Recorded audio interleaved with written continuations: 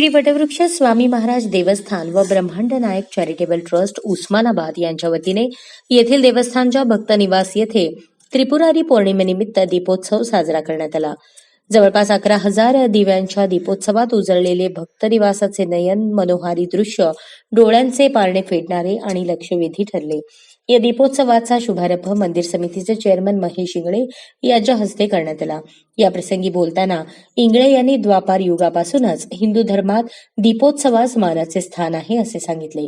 त्रिपुरारी पौर्णिमा म्हणजेच देव दीपावली मानवी जीवनातील अंधकार दूर होऊन जीवनात नवचैतन्य निर्माण होण्याकरता हा दीपोत्सव पूर्वापार परंपरेपासून साजरा होत आला आहे।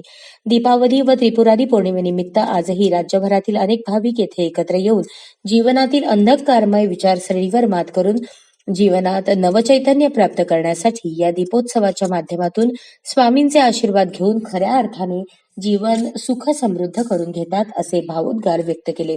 यावेळी मंदिर समितीचे सचिव आत्माराम घाटगे, विश्वस्त महेश गोगी, संपतराव शिंदे, श्रीशैल गवंडी, विजयकुमार कडगंची, राजेश गोवर्धन, संजय पाठक, महादेव तेली, चंद्रकांत गवंडी, शिवशरण अचलेर, रवी मलवे, गिरीश पवार, मल्लीनाथ बोधले, रमेश घोसले आदींसह पायी चालत आलेले अनेक भाविक भक्त उपस्थित होते।